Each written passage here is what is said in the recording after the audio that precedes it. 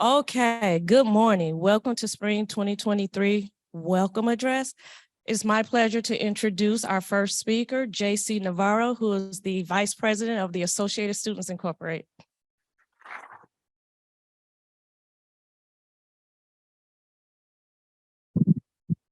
Thank you. And hello, everyone. It is a great pleasure to welcome you all back to the 2023 spring semester. My name is JC Navarro, and I serve as the current ASI Vice President. I have the privilege to work with the ASI execs, ASI board of directors, and student body to encourage change through advocacy on campus. Last semester, ASI President Suarez stood here and spoke about what it means to be a true warrior, and how in the face of challenges and circumstances, we persevere together as a community. This semester, we continue that perseverance and strive to accomplish the mission of Stanislaus State. Last semester, our board of directors had the opportunity to meet with the respective departments and discuss initiatives for change. They were constantly busy with passing on agenda items to improve the quality of life on campus. Here are some things our board passed. Approved $1,000 to go to the food pantry to support student parents in purchasing diapers, wipes, and formula. Approved food vouchers for the fall 2022 sports to encourage students to attend the Title IX games. Approved funding for tablecloths for student orgs. Approved $400 for each recognized student organization to support them in their recruitment journeys.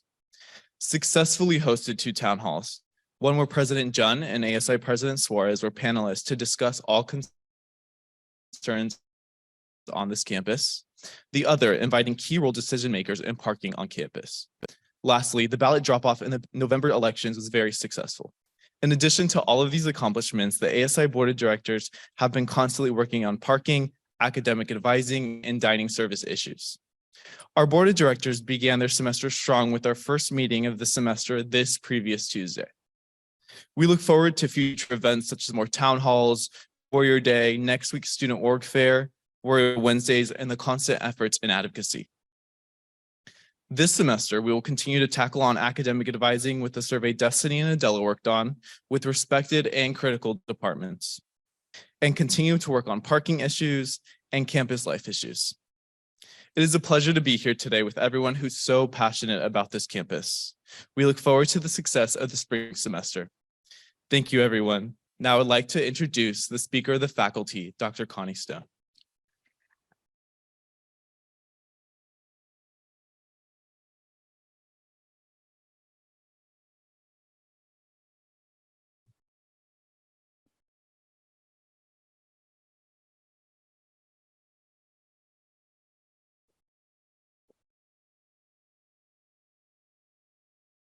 Thank you, JC. We're going to go forward with President Junn. We're missing, unfortunately, Connie Stone.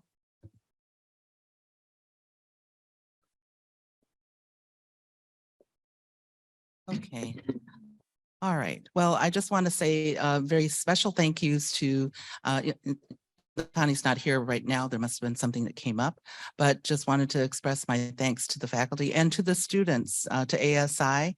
And also want to just mention a shout out to, we have a CSSA, the statewide ASI president is our own student. And Krishan, stand up and say hello, Krishan Malhotra.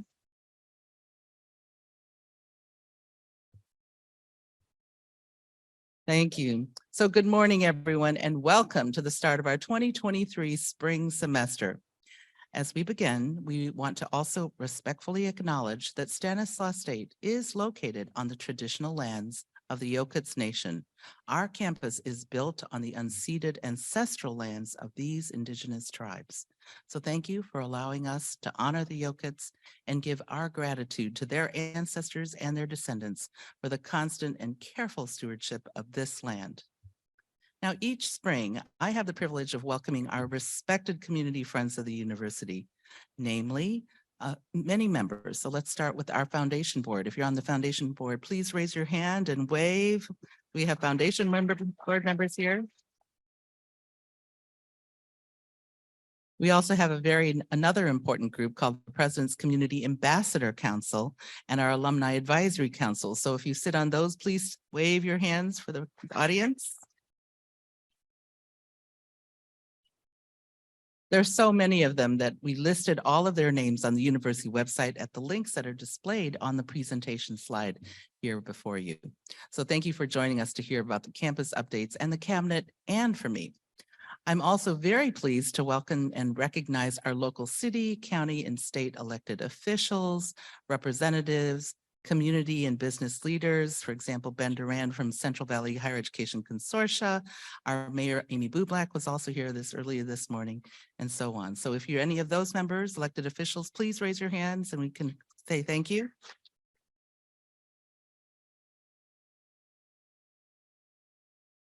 And to our Academic Senate Speaker, Dr. Connie Stone, all of the Senate members and all of the faculty, over 700 faculty here, thank you for your dedication and teaching our students with such heart. To Eileen Rusiga, Veronica Parra, and all of our staff council, also, I appreciate your faithful work and care for our staff and our students. So big round of applause for them.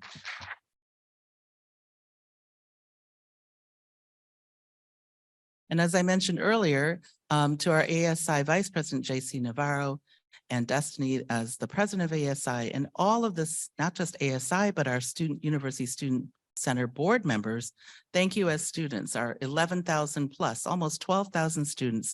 Thank you for your being here at Stan State and for the excellent leadership provided by these student leaders supporting all of our students on campus. So thank you to the students.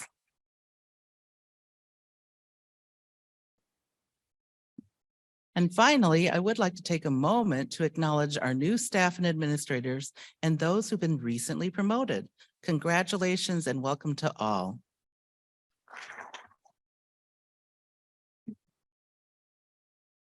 And if you go to that QR code, you can see all the names and offices where the people who've newly been presented and all the ones that are newer here are located there.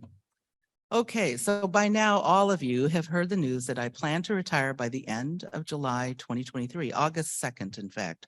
So it has been the greatest privilege and honor of my life to serve this amazing, remarkable institution for our students, our faculty, our staff, and our alumni, who are the heart and the soul of our university. As I said in my announcement, during the next 6 months, I will continue to lead Stan State with the same level of commitment, energy, and enthusiasm, and maybe actually even more, because I know that the term is ending, but I know that you will join with me and our campus leaders to enthusiastically continue our all hands on deck work to support increased enrollment and enhanced student success. We have accomplished so many milestone achievements together in the past 7 years, and there's still work to do. I know we will be successful in reaching our goals because we have an exceptionally talented, cohesive, and highly functioning cabinet and strong visionary leadership teams within each division. Your combined talent, along with our outstanding faculty, student, and staff leaders, will continue to move our campus forward. This spring, we have much to look forward to. In April, we'll be celebrating the long-awaited return of our Vines event that benefits alumni programs, campus projects, and student scholarships. Also in April, the university will unveil the J. Burton Vacher Library Donor Wall, which raised more than $1 million during the library's fundraising campaign this past year. Big round of applause for $1 million during the pandemic.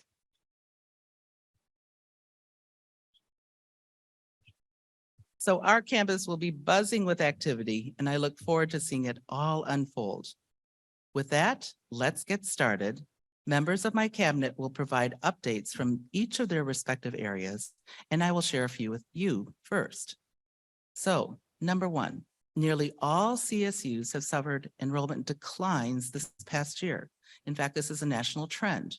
So Stan State is working hard to increase our enrollment and retention and decrease equity gaps among student groups.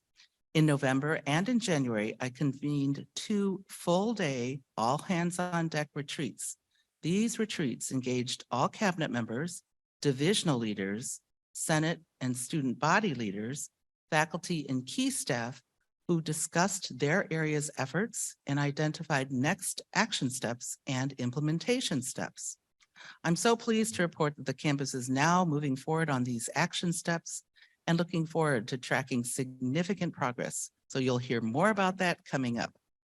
Number 2, at a community breakfast just a few hours ago, we showcased some exceptionally good news. Stan State recently worked with Lightcast, a consulting firm, to produce a powerful economic impact and upward mobility report of our campus and our alumni. And you believe it or not, our campus contributed a whopping annual impact of, guess how much? Almost $750 million, or $770.5 million to our 6-county service region in 21-22.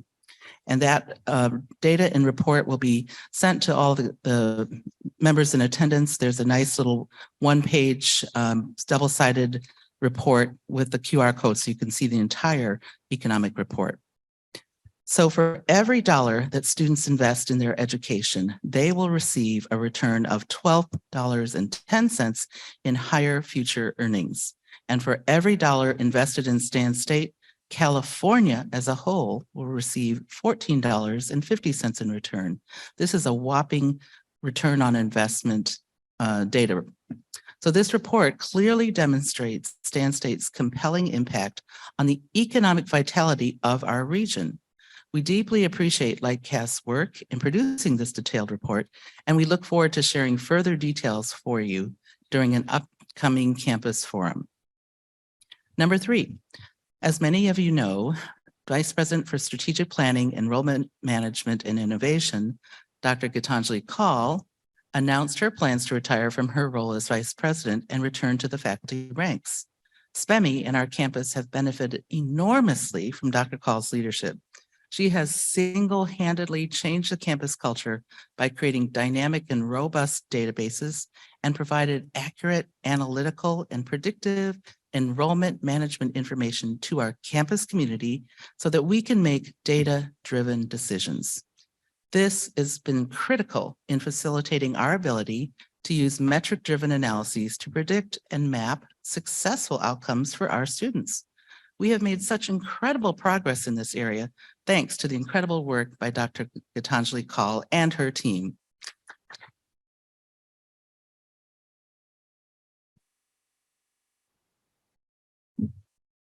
To continue their momentum, we are planning to reorganize SPEMI under a new structure, and that will be announced in the next week. Effective August 1st, 2023, Enrollment Management and Institutional Effectiveness and Analytics, IEA, will now transition into the Division of Academic Affairs. As part of this new structure, the Offices of Enrollment Services, Admissions and Outreach, and Financial Aid and Scholarships will all report to a new Associate Vice President for Strategic Enrollment Management. This new AVP will report directly to the Provost, and IEA will report directly to the AVP for Academic Affairs. Gitanjali will remain a vital part of our warrior community. In addition to returning to the faculty to teach, she'll continue her work on special projects for the university, including our next WASC review and developing additional MOUs with our local community colleges and our school districts to promote greater student outreach and recruitment. So we are delighted that Stan State will continue to benefit from her expertise. So thank you, Gitanjali.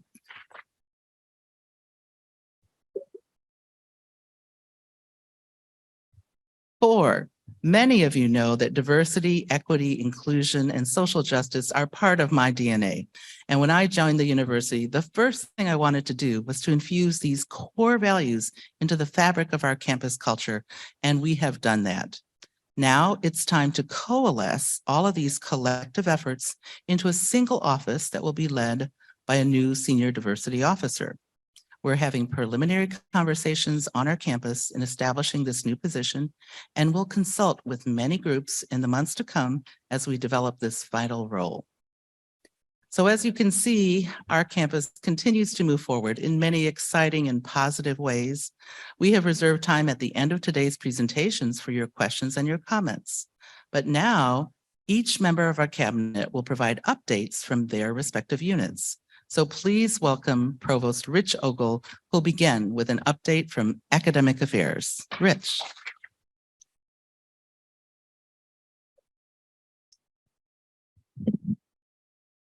Thank you, President Junn, and thank you for your 7 years of service. We're going to miss doing this every spring with you. Good morning, everyone. As Helen said, my name is Rich Ogle, and I have the absolute honor and privilege of serving as the Provost and Vice President for Academic Affairs. And I want to start off by saying welcome back to Spring 2023. It is a pleasure to have faculty, staff, students, community partners, and friends here for this event, whether you're here in person or out in Zoom land. Welcome.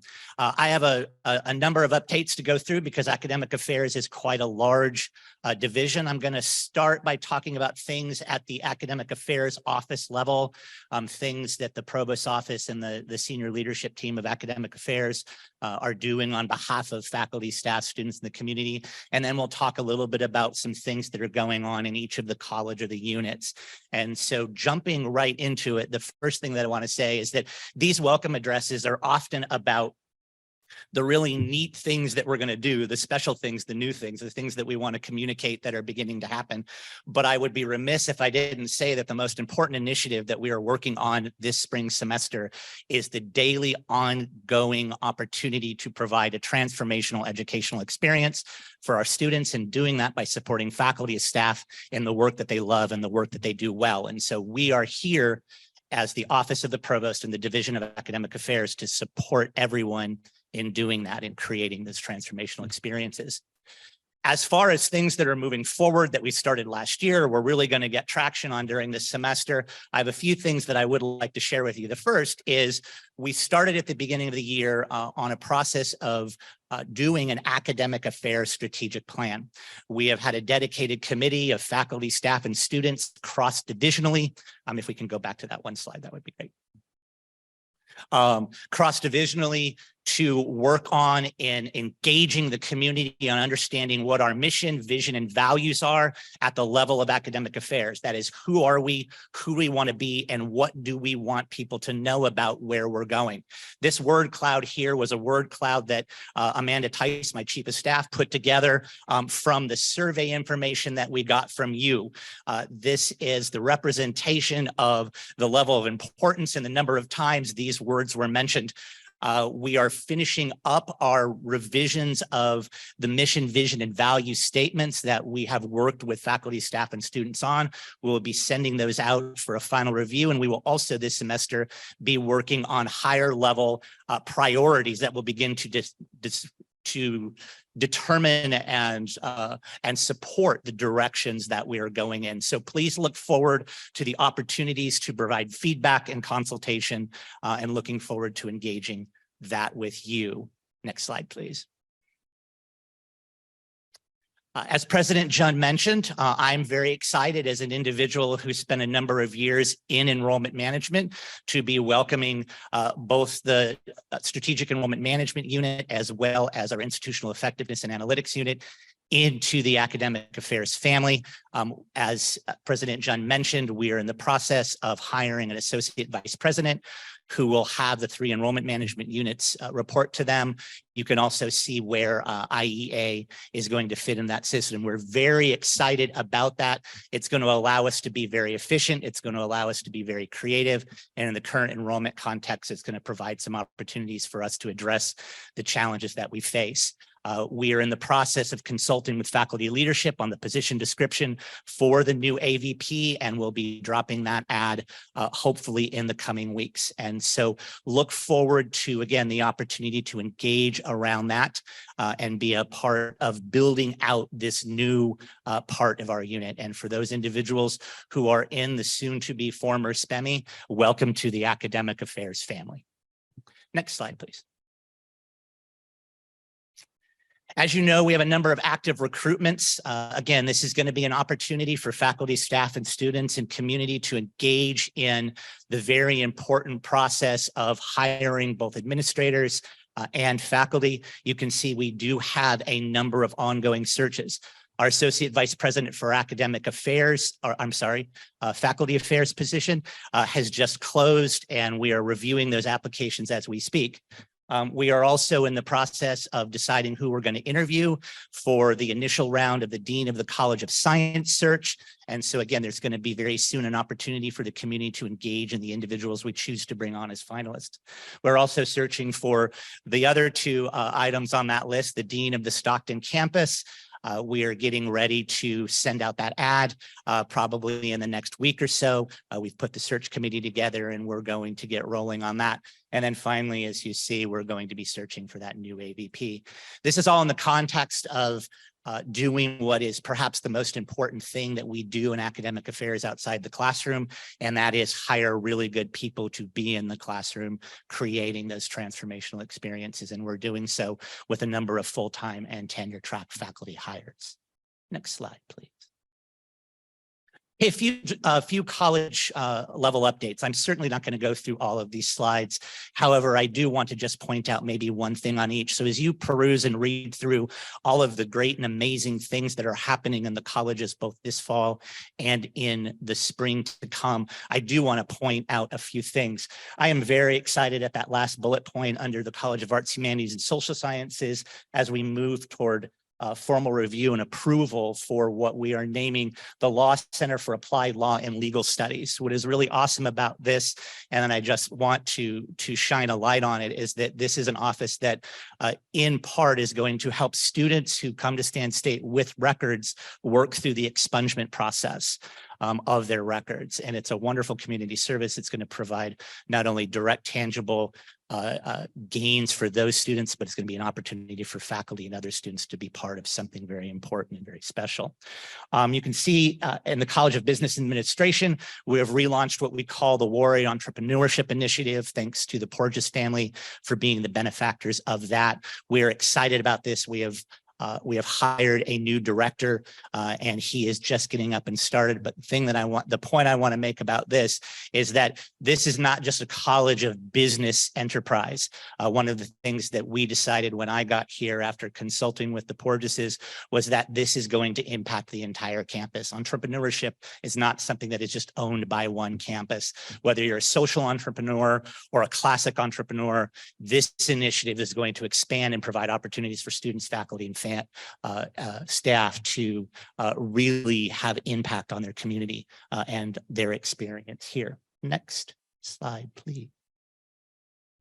Again, you can see that we're making great strides in the College of Education, Kinesiology, and Social Work with providing opportunities for students and grant opportunities. One thing that didn't get on here because it's more hot off the press is that I'm going to a meeting today to discuss with members of this college how we're going to pull down money that Congressman Harder was able to get into the omnibus spending bill and get it signed by President Biden, that is going to provide Stan State with money to increase the number of placements that we have out in the community so that we can train more individuals in the area of social work, education, behavioral health. And so I'm very excited about that, and more news to come as we're able to advertise that. Again, College of Science, what I would say is that when you look through these slides, you can see that there are individuals who have been here 30 years. There are individuals who have been here 3 years. There are full professors, there are associate professors, there are assistant professors, there are part-time lecturers and full-time lecturers who are just knocking it out of the park to serve our students, serve our community, and serve our region. And that's who we are. So as we continue moving forward in the academic affairs enterprise, I appreciate the work of countless individuals doing these really great things for our students. Next slide, please. You can see our unit of graduate studies and research. The one thing that I want to point out there is that now that we're back from the pandemic, we really want to highlight and emphasize the importance of the research, scholarship, and creative activity that our faculty and students engage in. So you see there the time and date for our next RSCA event. Please mark your calendars. It's a wonderful opportunity to learn about and talk about all of the amazing things that we do. So look forward to that. Next slide, please. I want to give a shout out to extended and international education. My view of extended and international education is it's a way to engage large communities. For me, the mission of extended education is to serve the community. And we are moving significantly forward on that over the last year or so. The point that I would like to highlight here, it's something that we're very excited about, is to congratulate and welcome Dr. Aubrey Priest, who is going to start on February 6th in the inaugural role of Executive Director of the newly launched Innovation and Workforce and Development Center, which is centered in Stockton, but it is for the entire institution. We are going to be moving forward, doing great things for this community, not just through the state side, but through extended ed. So look forward again for opportunities to engage, to learn, to understand, and be part of this wonderful adventure of serving our community in all of the different ways that we can do that. I think I'm a little worried that the next slide is a duplicate of this, but I will say next slide just in case. It was a duplicate. With that, again, I want to say, thank you for everything that you've done and that you do, and for the work ahead. I am excited, and it's an honor to be here to support the faculty, staff, and students in my role, and on behalf of the leadership of academic affairs. And so looking forward to that. And now it is my pleasure to introduce our Vice President for Strategic Planning, Enrollment Management, and Innovation, Dr. Gitanjali Kaul.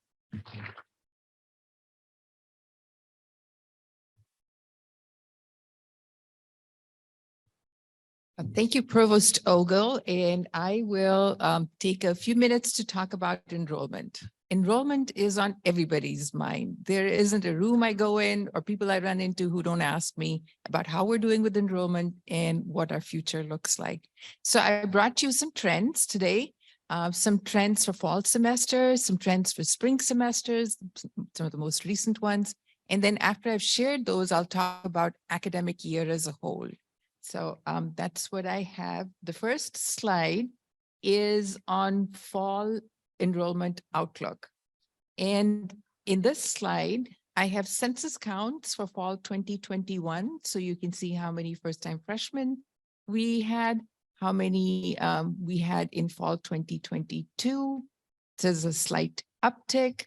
First-time transfers, 1,317 in fall 2021, and then the 1,290 in fall 2022.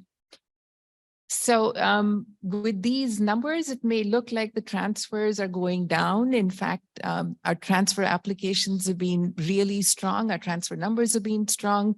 If some of you remember, we opened up our admissions to lower division transfers, which really pulled in a lot of students who would not have come to us in the past. So our spring and fall transfer numbers are robust when we put them together.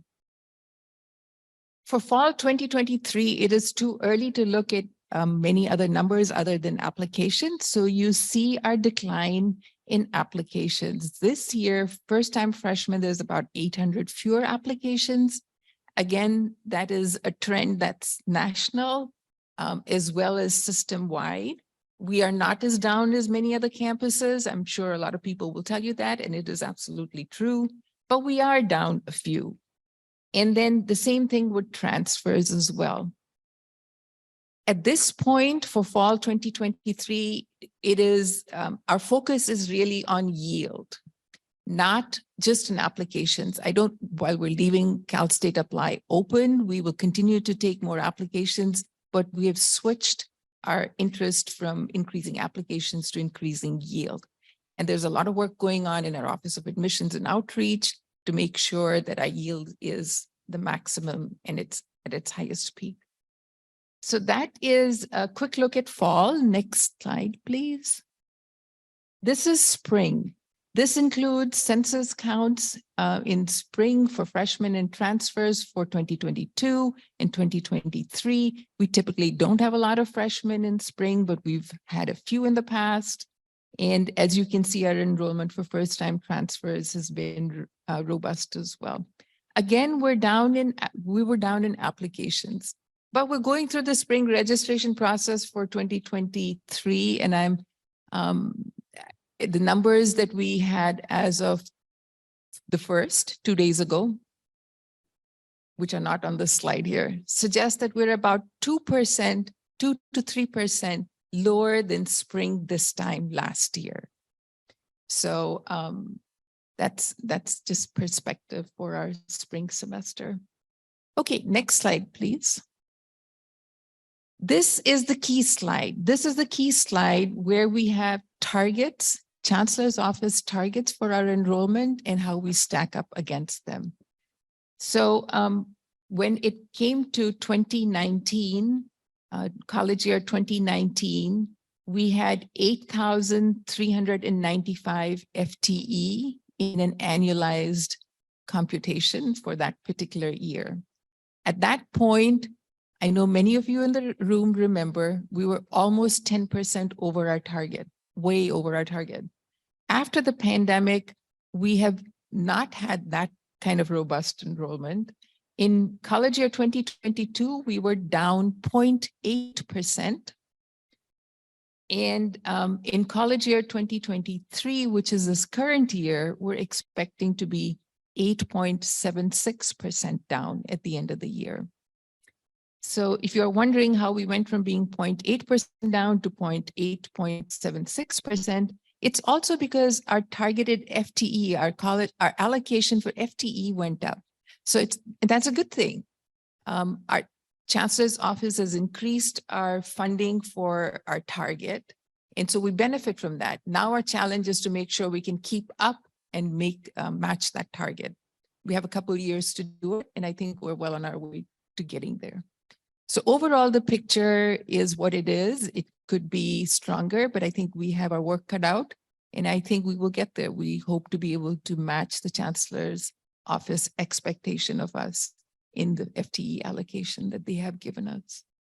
So that's a quick overview of enrollment. In next slide, please. Other quick highlights from my division. I just want to take a few minutes to point out some just wonderful things that have been going on. The very first one there, we have a new memorandum of understanding with the Stockton Unified School District that is close to being completed. We hope to have that completed in the next month or two. This memorandum of understanding allows us to mentor cohorts of students from Stockton Unified so that they have year-long mentoring, including summer camps, exposure to a lot of our fun events on campus like Science Day, Warrior Welcome, and a bunch of other neat things that go on our campus. So look for that, look for more information on that in the next few months. Admissions and outreach, they have been doing an amazing job. One of the first things that I want to mention is Warrior Expo. Last fall, maybe some of you participated in Warrior Expo. It was a day-long event. The first part of the day was inviting prospective students, not just current students, but prospective students. And Miguel Pulido in our audience, who is our Director for Admissions and Outreach, worked with all the other divisions, Student Affairs, Academic Affairs, Business and Finance, to put that day together. It was an outstanding success. Over 1,000 students, prospective students showed up. We had on-the-spot admissions for students that had turned in their information. It was a joy to watch these students come out with their families, waving the Stan State flag. I remember some of those just joyous moments from that morning. Our in-person fall 2022 recruitment has been on now for a while. We are doing in-person fall spring 2023 recruitment as well. We have an annual Warrior Welcome event in spring. That is the day when all students that have accepted admissions get to tour our campus. It's another big event, so look for that. Institutional effectiveness, just a quick few bullets. They are working on this post-secondary data partnership. They've worked on it with the National Student Clearinghouse, turned in 5 years of our data and trends. So the campus community and our regional community can look to see how we stack up with our peers, both in the region and outside our region. So that's a wonderful set of dashboards you should familiarize yourself with. The next bullet is on the important economic impact study. IEA worked to help make that a reality. They worked with our internal numbers, worked with all other divisions to pull that study together, as they worked with Lightcast, who was our consultant in that area. Next slide, please. Financial aid, I won't read through that list of programs that they are working on. There are a bunch of new programs that have money for students that they have worked to implement. So financial aid has been dispersing funds in new areas for career training, for teacher prep, for dreamers, and so on. So that's really exciting. Financial aid is also doing additional advising at Stockton, recruited a new person to help with that. And then finally, enrollment services. If you haven't tested their chatbot, their live chat, their two-way texting, they're so excited to reach students and respond to them that way. So that's been a really big hit. And of course, this unit is really proud of their pre-new student orientation. So they help students get set up so that when they show up for student orientation, they are prepared with all the information they need. So those are just a few quick highlights. If you can tell, I'm so proud of my division. They do amazing work, and some of them are sitting in the audience. I want to thank them for their work.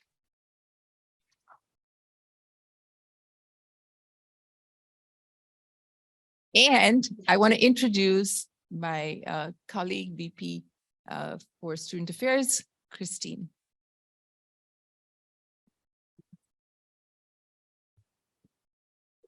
Thank you, Gitanjali. What's up, Stan State? Love it. Well, Student Affairs is made up of nearly 20 departments providing academic support, opportunities for engagement, promotion of support and well-being, and many more things. So it's only possible to cover a couple of items in just a few minutes. So today I'm going to focus on Stockton and basic needs because those are two items that we often get questions about.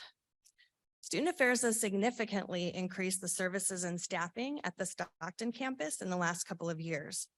This year, we added a number of full-time staff. We started in 2019 with the Academic Success Coordinator, and shortly thereafter, the Student Center Board of Directors hired a full-time Student Center Programs and Services Coordinator. This fall, we added a full-time mental health counselor and a basic needs lead for the campus. In addition to supporting students in crisis, the basic needs lead oversees the Stockton Warrior Food Pantry that just opened in the fall. Hooray. Campus Recreation has continued to expand hours and services with a new full-time staff member as well.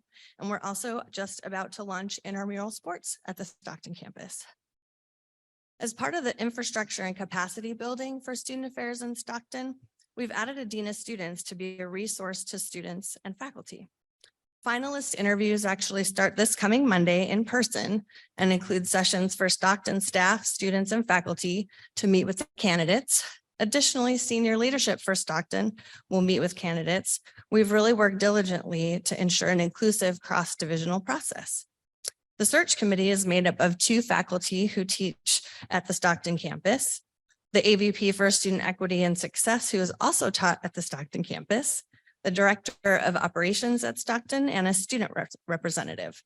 You can also register for the sessions for the open forums to attend on the Turlock campus. They'll also be Zoomed if you want to zoom into that. So you can register for those on the Student Affairs search page.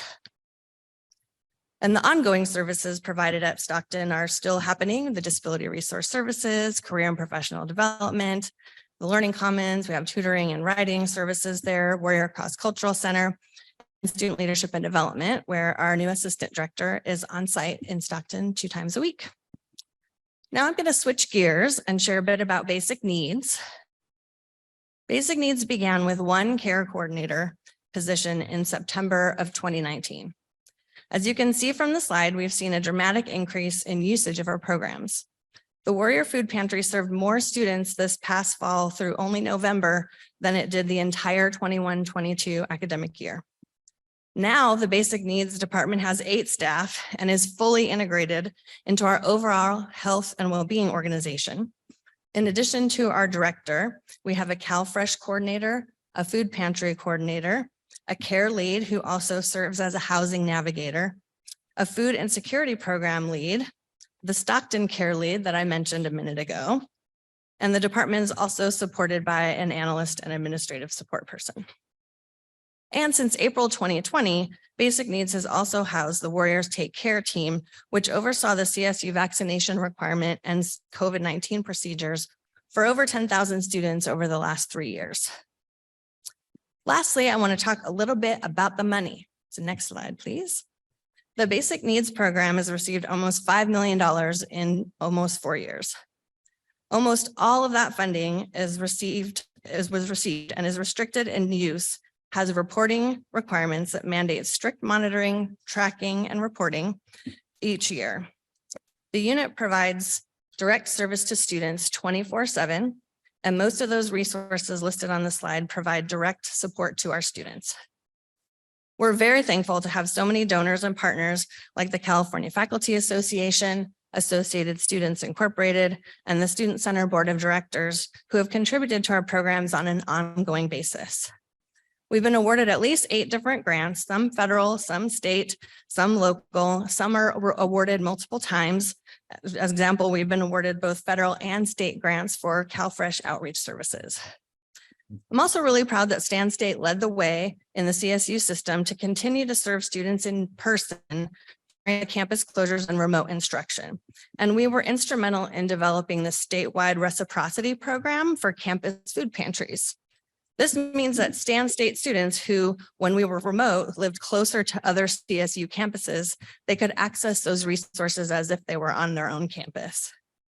I'd like to end by thanking our many partners in university advancement, financial aid, all of our student engagement and well-being departments, ORSP, MSW program, College Corps, and again, ASI and the Student Center Board of Directors and the California Faculty Association, and many, many more. Basic Needs is an expensive enterprise. We have all felt the increasing cost of housing and food and gas and everything else in the last couple of years. And these expenses have exacerbated the needs of our students and their families. And though I shared today about the nearly 5 million already received, I do not want to leave you with the impression that we're all good. We're in constant need of support to continue to assist our students in these increasingly uncertain economic times. That's what I wanted to share this morning. And now I'd like to introduce my colleague, Rose McAuliffe, our Vice President for Business and Finance.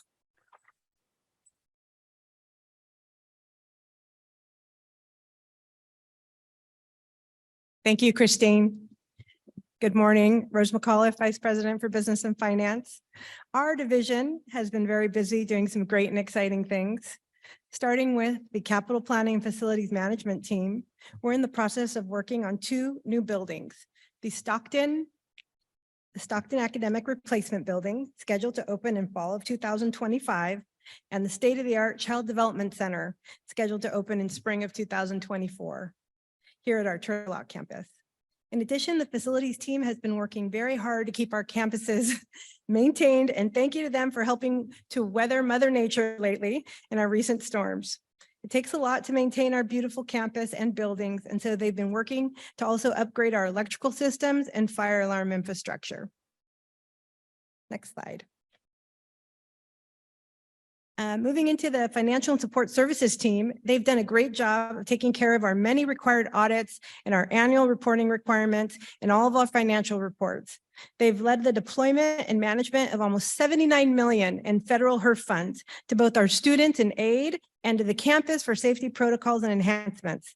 They've assured all of our inventory controls are in place and have worked to upgrade our systems with the P-card process, all in an effort to streamline our operations to provide you with the best service possible. Next slide. The safety and risk management team has been able to help our university navigate the COVID-19 safety protocols and keep us up to date on the changes. They are our main point of contact to assure safety measures and are in place at both of our campus locations. Thank you, safety and risk management. Next slide.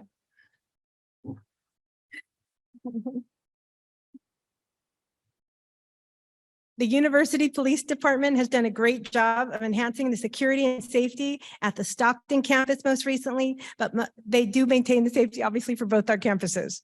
They've had a successful student police academy with 30 student participants, and they recently have held RAD safety trainings with really great turnout and participation. And they recently created an endowment scholarship for students majoring in criminal justice with concentration in law enforcement. The police department has done a great job of offering some training to our students, staff, and community, and continues to be up to date on their own training to provide us the best service possible. Thank you, University Police Department.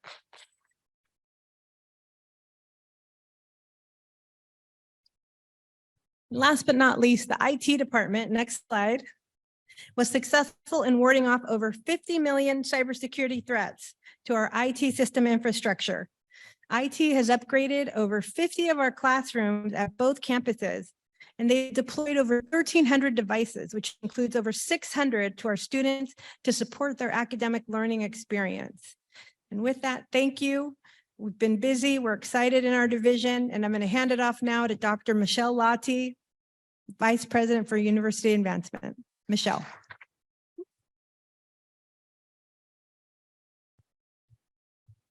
We're so happy Rose is here. Happy spring semester from University Advancement, everyone. Today I want to focus on development. We haven't done that in a while. You've heard me stand up here for a few years saying, most of our peers have 7 to 10 fundraisers, and we had 1 or 2. But today, if you look on the screen, you'll see we have 4. Actually, we have 3. Jonathan Partridge is a researcher, but I want to take a minute because I want you to know this team and they want to know you. So I'll start with Jeff Porto Jr. Stand up, Jeff. And if you don't know Jeff, please find him and know him. He's our Executive Director of Development. And then we also have new to us starting in the fall, Stevie Lamas, Director of Development. Stand up, Stevie. All right. And Stevie's supporting our athletic department as well as some other areas.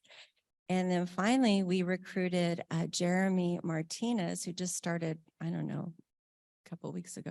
Wait, 2 months ago. Yeah. And we're so happy to have Jeremy, an alumnus. And Jeremy, you're here, right? So stand up. There you go. Jeremy was a former executive director of United Way in Merced County. And we're really happy he's with us. He's going to be supporting our student affairs unit on the basic needs initiative that Christine Erickson just shared. All right, let's go to the next slide. A little more focus on development and how we were ready to welcome new fundraisers and build the team. Over the past 12 months, last year, January through December, our team was working really intense with a consultant called CCS Fundraising. And they started looking at just basic things, trying to get our shop up and running after COVID, after losing some positions. So a lot of work on the donor database, how reports, how we're building portfolios so that Stevie and Jeremy and Jeff know who to go talk to. We're moving through over 80,000 records in our database right now and prioritizing those contacts. So a lot of work last year to get ready to welcome this team. Right now, January through March, we're kind of doing a back of house assessment where we're looking at the operations unit. So how we process gifts, how we acknowledge gifts, how we communicate to donors. And that work is happening right now. And it's happening alongside also a campaign study that we are initiating. You know that President Junn has had this on our list. We got delayed with COVID, so we're getting back on track to look at the feasibility of a campaign. And we have formed a campaign study task force to test the overall feasibility of our fundraising initiatives and dollar amounts. And I want to thank some people who are serving on this task force, starting with my colleagues, Vice President for Student Affairs, Christine Erickson, and Vice President for Business and Finance, Rose McCullough. In addition, the task force members from our campus include Carolina Alfaro and Dr. John Kincaid. Also, alumni Adrian Harrell, Marlene Stante, and Maren Pitt are part of the study team, as well as foundation board members Oscar Cabello, Ryan Fitzpatrick, and Jim Vieira. So we have a lot of participation. Thank you in advance if you are asked or want to participate in any of the study. We appreciate all the time, and we will share the results of that study with you when it's finalized at the end of April.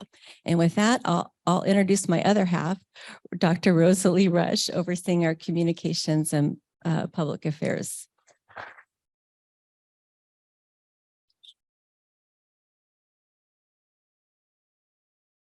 Thank you, Michelle. I always get excited for student affairs that Sia read over there. So we're going to try that call and return response again. Good morning, warriors. I love that. You always come excited. Well, hello, everyone. You all look amazing. There's certainly a lot going on across campus, and I love the opportunity to hear my colleagues and hear from all of you about all that is going. We definitely have forward momentum as we begin this spring semester. Thank you for sharing your stories of triumph, challenges, accomplishments, impact, and progress, and for allowing my team, the communications and public affairs teams, to infuse those narratives into our broader communications. What you see up here is how we're communicating. We've built this over 5 years. This is all of our internal and external communications. We've put a lot of time and significant effort in streamlining, coordinating, and improving communication across campus. And I would like to say we've succeeded. So thank you to all of you, and I just want to give you all a hand. Thank you to our partners in student affairs, academic affairs, safety and risk management, athletics, OIT, and UPD. Those notices, the emails that you get every Monday about what's going on campus, the events and announcements you get every Wednesday and Friday, the emergency notifications. We don't do that alone. So we have to say thank you to everyone else.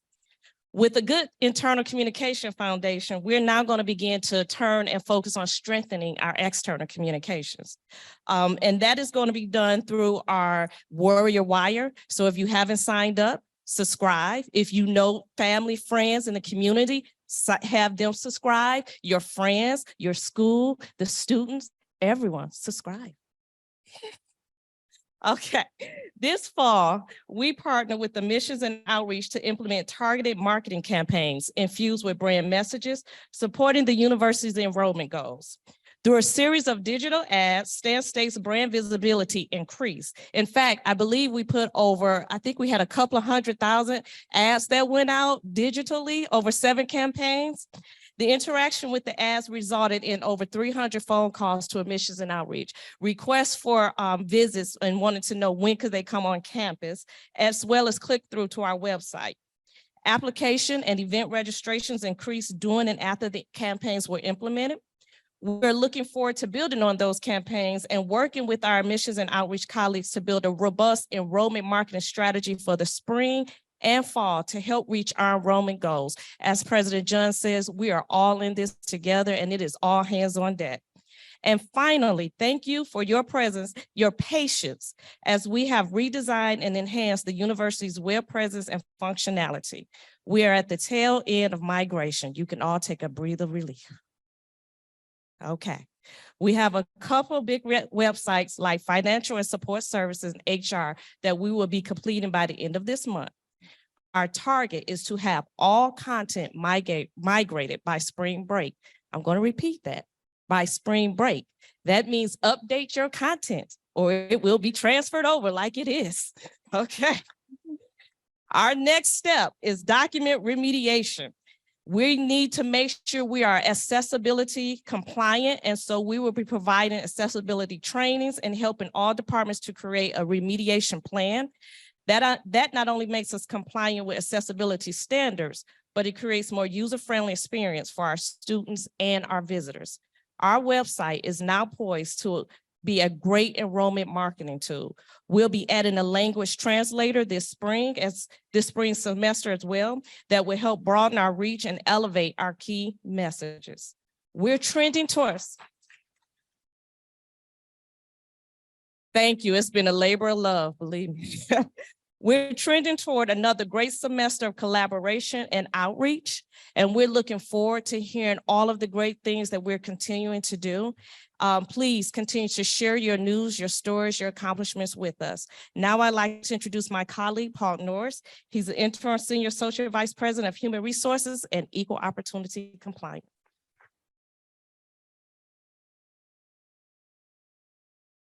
Well, good morning. It's great to see you guys here and welcome back. Beginning last June, we had an all hands on deck. We decided to look top to bottom and within our division to look at our processes, evaluate our procedures, and a real effort to provide what we in our division think of as excellent customer service, is what you, the campus community, really are deserving of. And we have streamlined processes, we've revamped procedures, and what I'm really most proud of is what we've done is created the senior leadership team. And in doing so, what that does is it takes different distinct areas within HR and creates that leadership team and the leader responsible, so that when you call our division and you're looking for an answer to a particular need, if you don't get the customer service you want and deserve, you get right away, you can get to that leader. And we're in the process right now of revamping our landing page so that when you go to our division, you'll be able to see very quickly the email addresses and telephone numbers of the exact person you're trying to reach for your particular need. What we also did is we created two departments within the division. One department is HR. The other department is equity programs and compliance. And in doing so, we felt that that really delineated and divided the different areas of responsibility. So it made it easier for the campus community to know what we were trying to do in providing service to you. Our senior leadership is made up of Michelle Kincannon, who's here with us today. She is the senior leader of talent management and workforce development. She is responsible, among many things, for recruitment, for some training, and most importantly, I think, student employment. And I know she's very excited for outlining what she's now calling the work group to really streamline that process for student employment. Please announce that we have, as of just a couple of months ago, our new director of labor and employee relations, Cynthia Sanchez, is who's here with us today. Marla Clark she's a powerhouse in and of itself when it comes to CHRS and professional development. And she is our senior team leader of the organizational development and HR systems. CHRS, I could go on and on about that, but we're having testing later this month and a full rollout later this year. Krista Vasquez, she's here with us today. She is our new manager of the employee services team for leaves, benefits. And so when you have those particular needs, you know exactly who to call and who to contact. Payroll operations has a new director, and I'm very pleased to introduce Party Singh. Party has been with us as a lead for many years, and as of last month, we're fortunate that she did accept the offer to become our new director. And so payroll operations is in really great hands with Party. Divisional operations, Megan Cordero, many of you know Megan, and she is just doing a great job. She's been with the division now 1 year, just as 2 days ago, and I'm very pleased about that. The seventh team is the equity programs and compliance team.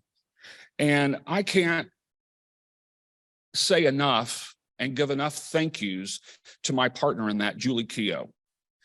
Within that particular department, we handle all Title IX matters. We coordinate and administrate Clery, DHR matters, whistleblower, ADA, and CANRA. I know I'm throwing out a lot of acronyms, but most of you, I think, are familiar with what they mean. Within this particular department, I have to say I am most excited about the creation of our Title IX compliance team. Many of our Title IX liaisons, in fact, are here today. And so thank you. Thank you for accepting the call of duty. We appreciate that. We've now got 24 Title IX liaisons that make up the Title IX compliance team. In the next few months, we're going to be expanding that team to more than 50. And we're going to be extending invitations to faculty members in all the 4 colleges. So we're looking forward to really forming a collaborative campus partnership in providing information about Title IX and DHR and all the compliance. What's most important about these Title IX liaisons is they don't coordinate or administrate. That's my job. I have the privilege of serving the campus as the Title IX coordinator. But the Title IX liaisons act as an informational beacon so that folks on campus that need our resources, need those supportive measures, need information about the compliance programs, they know they can go to these people for additional information. Let me take this opportunity before I end in saying thank you, a sincere thank you to all the staff in HR EOC. It has been a real pleasure to work with you this past year.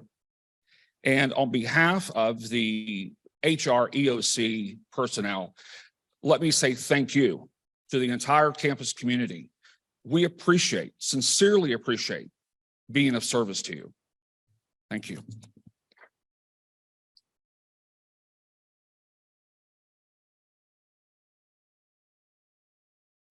Okay, so before we open the floor to your questions, I just wanted to stress an important issue here. It's unusual perhaps for the president to introduce you to everyone on the cabinet. These are most of the members of my cabinet.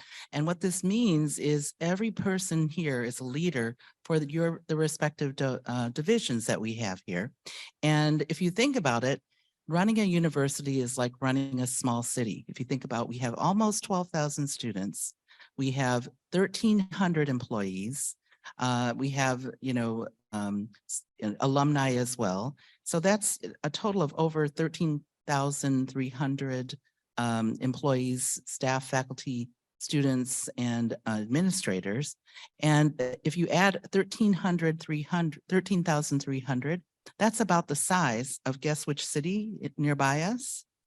Salida. Salida has 13,722 residents. So the reason you see so many people here is it really is like it takes a village to run a university as complex as all universities have now become, because we have to have services for everybody. We have to have facilities, we have to have budgets, we have to have safety, we have to have student services, and obviously key is the academic side of the house, the courses, the programs, the faculty who teach, the staff who help out in all of the student support services. So 2 things I want you to take away is that it takes a village, and this cabinet is up to the challenge. They're an amazing cabinet of leaders. And the other very important point is you can't be a leader unless you have amazing staff who all represent each of your divisions. And then on top of that, we have a community who loves us, many of whom are alumni, who then engage with us to create even more opportunities in the external community for our students who graduate. So I want everybody to understand that important ecology that surrounds a university and your role in supporting Stan State. So if you could think about this and then give yourselves a big round of applause, and to everybody else on the team for Go Warriors. So we have a few minutes for a question and answer. And Rosalie, would you like to facilitate that? And then I'll have some closing remarks at the final end. So Rosalie, Dr. Rush.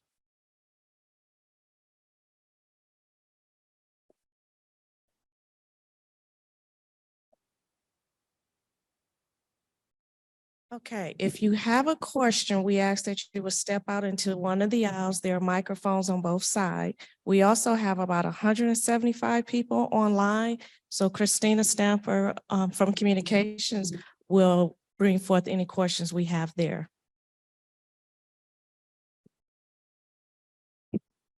Hello, my name is Bruce Roberson, and I'm from the Stockton community, retired teacher of high school teacher. First of all, I want to acknowledge Dr. Junn for the job that you've done and for this excellent staff that you've put together to make sure that the services are provided that are needed so that students can be successful. My question is for Dr. Call regarding enrollment. Yeah, that's a sticky subject, and many campuses are really experiencing a downward enrollment. And part of the reason is that there are more choices for students these days. Of course, online is popping, and so students are choosing those different ways in which to get an education. The other thing that is part of the problem is the fact that A to G ready students are also declining. In the Stockton area, it's less than 4 in 10 students that are graduating A to G ready to come to a 4-year college right off the bat. And so part of that problem is the fact that students are not able to really do the math and the English language arts. And if I did some work since retirement and look back at the data, that too many students are not prepared at 3rd grade to read competently. So I applaud the fact that you're going to be doing an MOU with Stockton Unified to basically go in there and help with some of the things that they need help with, because it's truly a challenge for them to really get those students ready. But so my question is, how do you see, also, I want to also make one other point in the fact that African-American students are even lower than that. They're less than 2 in 10 ready, A to G ready, okay? So how do you see the challenge of all of that and being able to really have more students recruited? Now, basically, San Joaquin County is one of your biggest counties in the area. Over 150,000 K through 12 students are in the system. So you have a potential. So how do you actually try and cultivate that potential? Thank you. Well, I want to thank you for your interest and for that question. Those challenges that you talk about are real challenges that are on everybody's mind, not just on my mind or on the minds of people doing the recruiting. I think there's a lot has changed with the pandemic. And so I think we do need to reach deep down into the high schools, into middle schools, and start mentoring students there. When we do that, we can mentor a few in an intensive way, but it is difficult to mentor all of them. So I think that, and that's just the recruiting part of it, and that's early recruiting. As President Junn mentioned, in the last couple of months, we've had 2 in-person retreats, campus-wide retreats, and a lot of good ideas have been generated. So I think we want to focus on our own first-year experience, for example. We want to focus on recruiting in new ways, reaching out to new populations that have not come to us in the past, create new degree programs, offer new student services. So this is really a challenge that impacts every aspect of the university. And I couldn't emphasize that enough. We need more money. So the work that Michelle does with our fundraisers who come in and support our cause is really important. So when I talk about that MOU in Stockton, Michelle works with me in raising funds to make that a reality. So in addition to the Stockton Scholars and the money that they get from the city of Stockton, we will be helping them with additional scholarships on our campuses as well. And we've set it up as a 3-year program that will get extended, I'm sure, as we go on. And as I look around here, there's just a lot of work to be done. There are many exciting ideas that came from our retreat that we will be working on that have to do with first-year experience, how to engage students, help them succeed, help them get support in specific courses and across the board as well as recruiting for new faculty and new programs. I don't know if anyone else wants to add to that answer, but wish us luck. We're almost there. Well, just one other thing I wanted to mention is the fact that also there's a number of nonprofit organizations in addition to Stockton Scholars, Stockton Service Corps, Reinvent Stockton Foundation. So I want you to also see how you can work with these other nonprofit organizations, because you're right. There's just not enough to go around, but certainly I want you to see what you can do to reach out to those organizations as well. Absolutely. Thank you. And Bruce, this is why I'm so glad that you're on our PCAC Advisory Ambassador Council, because of connections that you have with additional community organizations based in Stockton.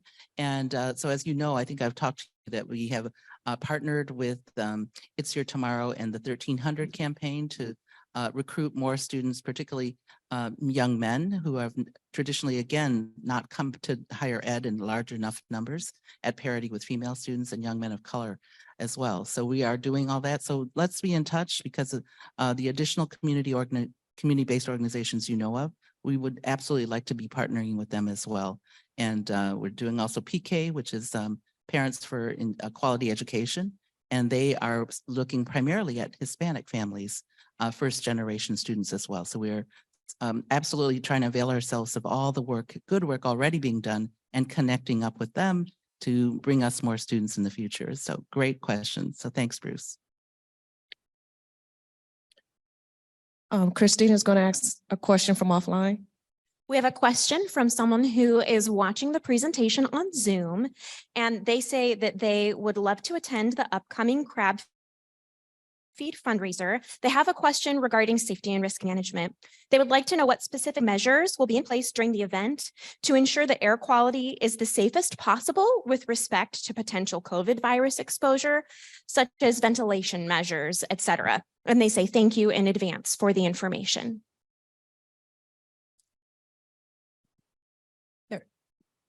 They're asking about the HVAC filters.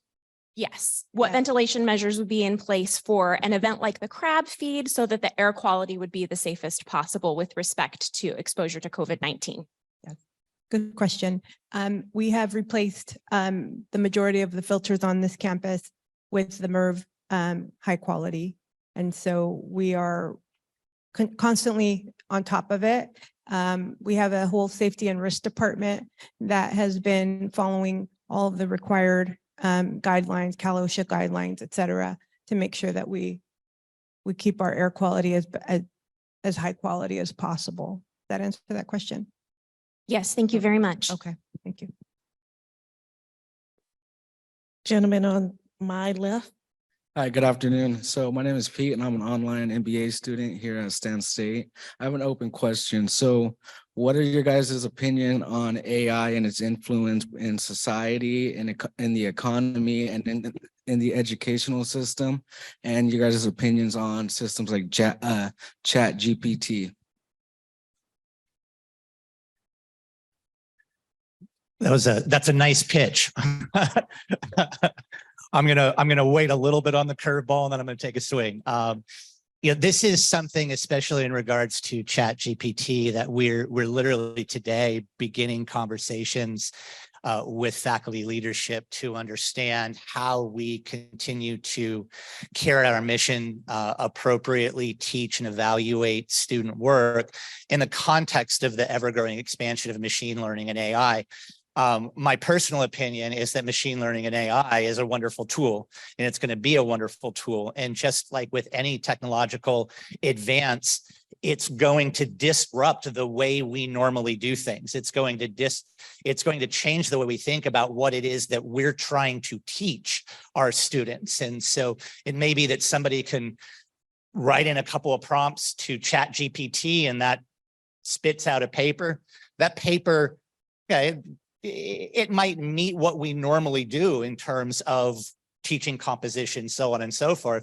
But that means it's incumbent upon us to evolve how we as faculty, as a university, think about what our student learning outcomes are and our program learning outcomes are to address the kinds of skills we want to impart. Because in the end, just like a cell phone, just like a calculator, these are technological advances that always change the way in which education then responds to what it means to have an higher education, what it means to be a college graduate, what it means to be prepared for the marketplace of the future. Those conversations have been active, but again, in the context of the media surrounding ChatGPT, we're certainly having them with a lot more frequency. And thank you for your question. Thank you. Are there any other questions?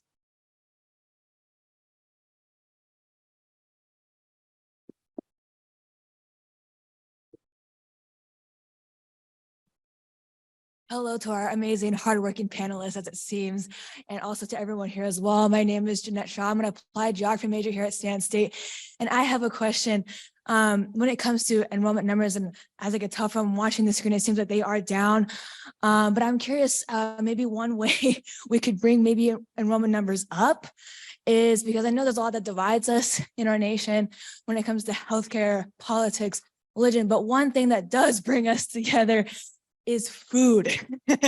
So I'm curious, maybe one way we can bring enrollment numbers up, maybe if we could bring main dining back, maybe open a little bit more food services here, more restaurants here. I think that would kind of help bring more people here. I know for a fact last semester, thank you. I know last semester, Shake Smart was open and I loved that place. Like it was healthier foods, smoothies, acai bowls. I was so looking for that place to finally open up again. And it did. But this semester it closed. And I'm really sad about that. I was hoping that wasn't true, but it is. And also sadly enough, and actually if it's okay, if I could ask our audience members here a question, how many of you miss main dining? If you could please raise your hands, I'm really curious. Because how many people here miss main dining? Okay, because I heard people, because I've heard of main dining, but sadly I never got to experience it because I transferred here in fall 2021 when it closed. I'm assuming due to the pandemic. So like, if I could experience it, along with so many students here who transferred here after the pandemic or during the pandemic who didn't get to experience it, that would be really great for them too. Because I'm sure lots of students who were here before the pandemic got to experience it and know exactly what that's like. But sadly, a lot of newer students don't. And I'm sure lots of faculty here and a lot of staff here, administrators would love to see main dining come back. And I think if we bring it back, then like more and more people are going to come because they're going to want to, eat more kinds of foods, more diverse kinds of foods, maybe even foods that remind them of their childhood, what their home was like. So maybe if we brought that back, that might increase the enrollment. Now that might seem a bit risky, but so I think some things are worth the risk, right? What is your name? What is your name? Hi, my name is Jeanette Shaw. And I'm a student here. No, thank you so much for your question. And I'm very happy to announce that main dining is coming back in the fall. Yeah. And I'm very, very sorry about Shake Smart closing. Unfortunately, there was just not enough volume to keep the business open. However, we are looking for an alternative to provide some type of alternative smoothie, Shake Smart alternative in main dining. So we hear you and I appreciate the feedback. We are doing everything we can to give you guys the best, most diverse food options, healthy food options. So thank you. Thank you.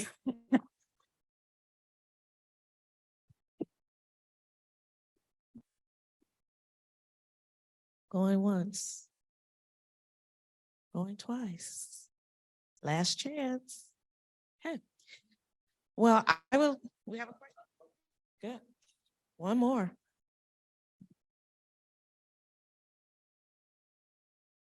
Hello, good morning. My name is David Magallanes. I'm a first-gen fourth year for both English and Spanish major.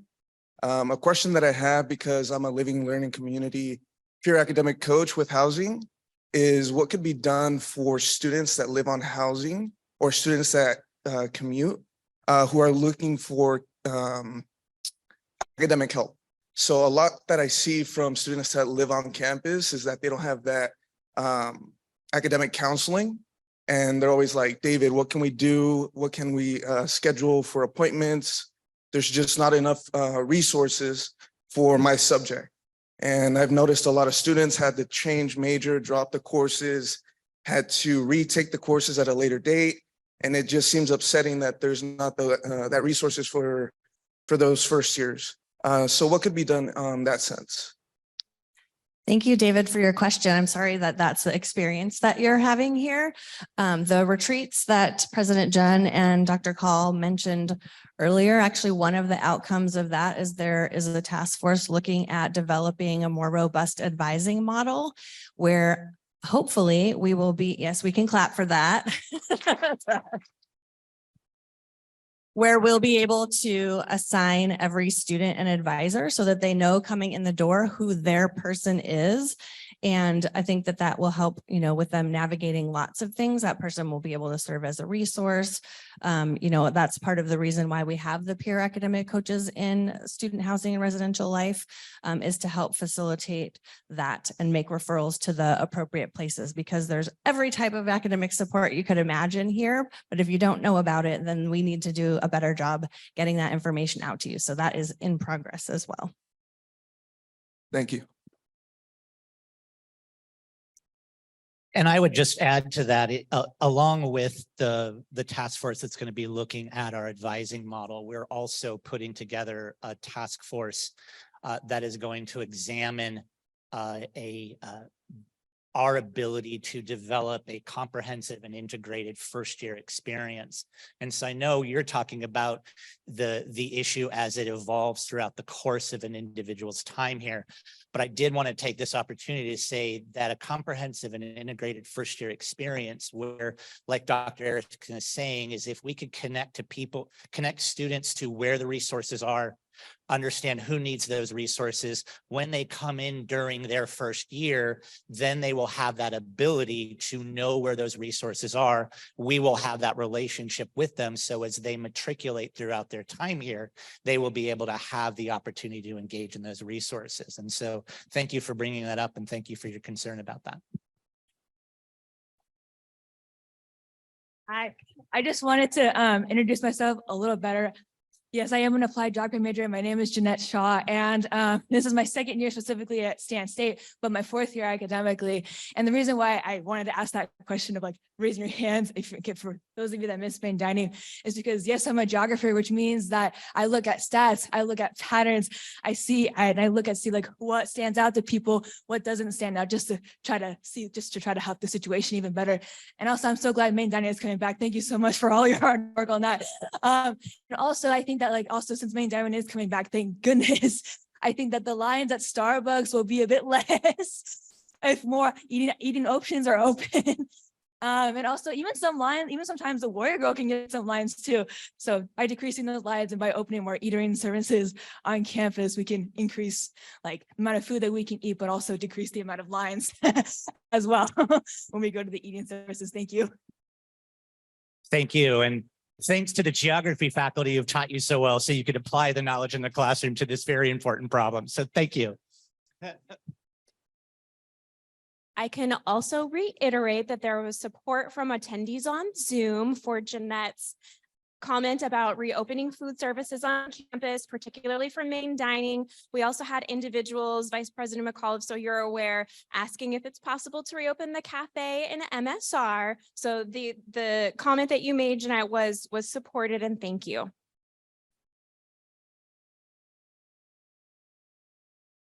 Okay, before we invite President Junn back to the podium, I just want to take time, as you all heard her mention, this is her last spring welcome. So can we take time to celebrate the president, who has been our chief fundraiser, our biggest advocate, voice for the students. She has done so much for this campus. Can you just take time to acknowledge her?